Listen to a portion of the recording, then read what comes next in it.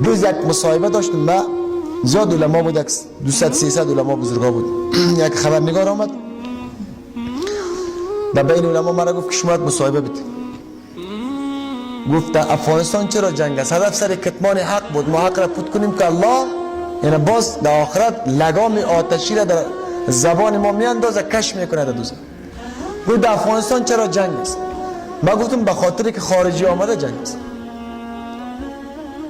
فهمید؟ به خاطری که خارجی آمده جنگ است. خب گفت همین اردو پلیس که با طالب جنگ میکنه، همین مسلمان جنگی نیست؟ سوال سخت است. همین مسلمان جنگی نیست؟ همین ناروا نیست؟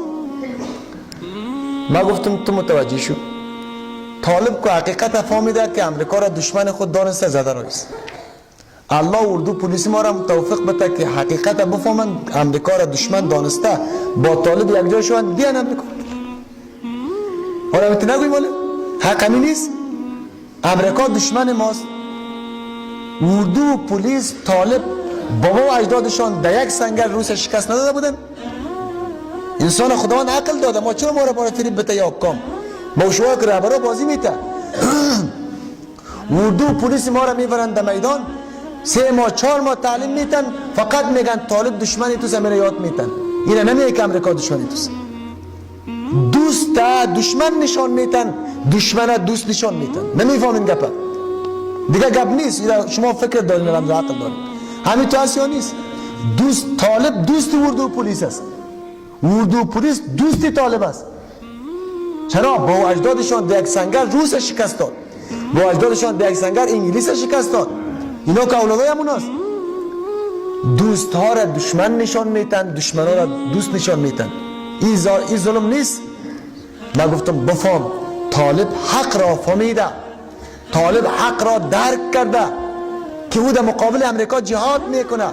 الله اردو پلیس ما را توفیق بده حق را باید درک کنن که دشمن خود بشناسه امریکاست، با دوستای خود یک جا شد دیگه دشمن خود.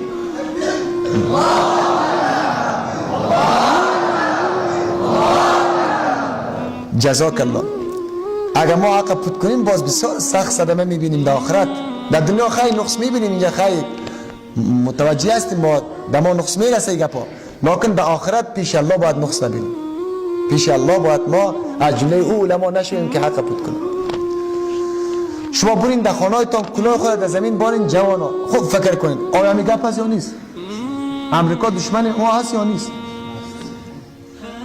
اردو پلیس طالب همش دوست هست یا نیست؟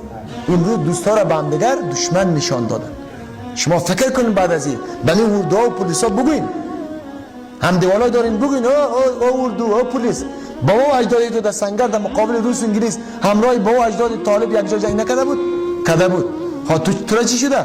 تو را حکام بازی میته، تو امریکا دشمن توست، همراه طالب یک جا شد دی امریکا را. ای تو بگوین در اونا که ذهنش باز شود، در مقابل دوستای خود جان خود را دست نده، در مقابل دشمن بمره افتخارش است. طالب دشمن اردو پلیس نیست، اعلان ما است. طالب دوست اردو پلیس است. امروز اردو پلیس که در مقابل طالب میمونه، این افسوس است، افسوس است. باید در مقابل امریکا میموند.